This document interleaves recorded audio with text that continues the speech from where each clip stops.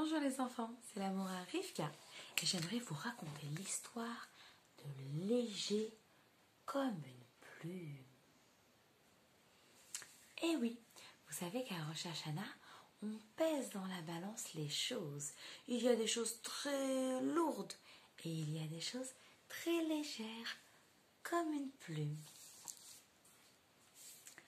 Brise était née au pays des vents, dans une vallée joyeuse où coulait une rivière, où se dressaient des arbres majestueux et un village avec des maisons de toutes les couleurs.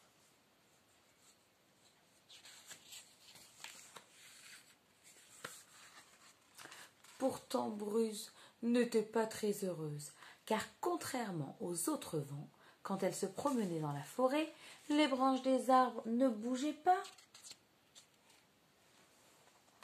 Quand elle gambadait dans la prairie, les fleurs restaient bien droites et se moquaient d'elle en la traitant de bébé vent. Brise admirait les grands vents lorsqu'ils couraient sur la rivière, l'eau tourbillonnait, lorsqu'ils éternuaient dans les rues du village, les chapeaux s'envolaient et les fenêtres claquaient.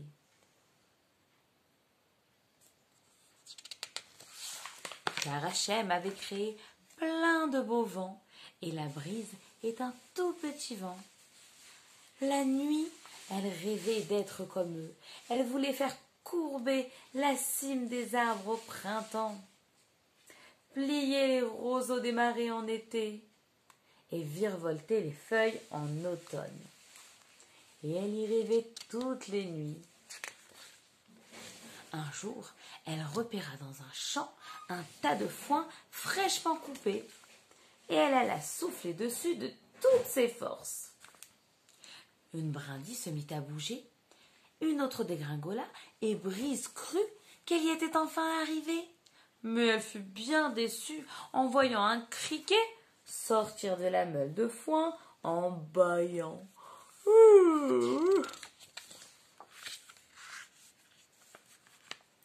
Qui souffle quand je dors ?» demanda-t-il en s'étirant. « C'est moi, » s'excusa Brise. « Je suis désolée, je ne voulais pas te réveiller. »« Ce n'est pas très grave, » répondit le criquet. « Mais à quoi joues-tu » Et Brise, qui avait bien besoin d'un ami, se confia à lui. « Je vois, » dit-il, après l'avoir écouté, se lamenter. Se lamenter, c'est quand on pleure, on n'est pas content. Le criquet grimpa sur la meule de foin et demanda à Brise de souffler sur lui.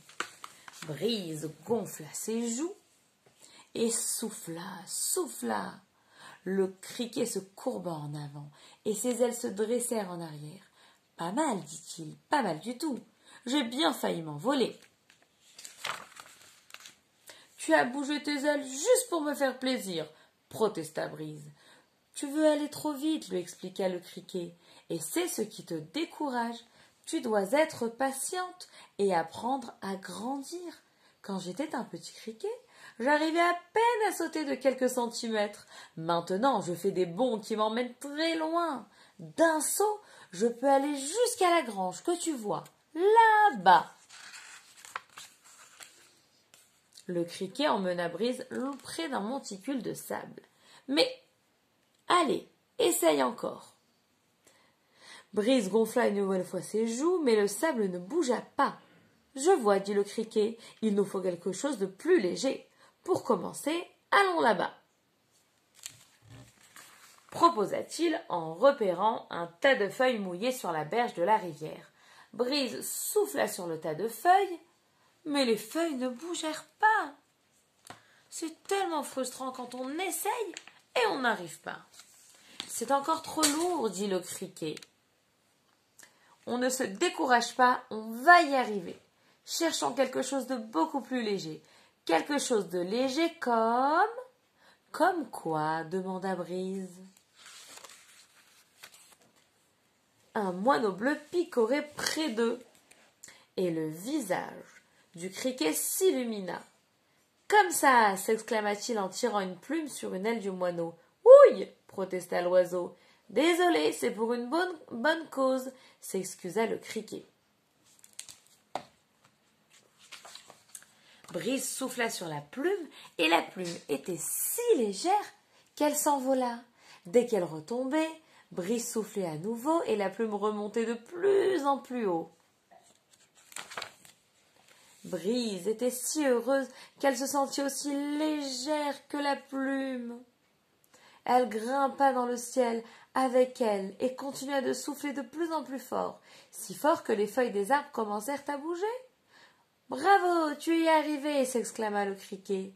Grâce à la plume si légère, Brise comprit qu'un jour, elle aussi deviendrait un grand vent, capable de soulever tout ce qu'elle voudrait, même les chapeaux des villageois, car c'est de loin ce qu'elle trouvait de plus rigolo.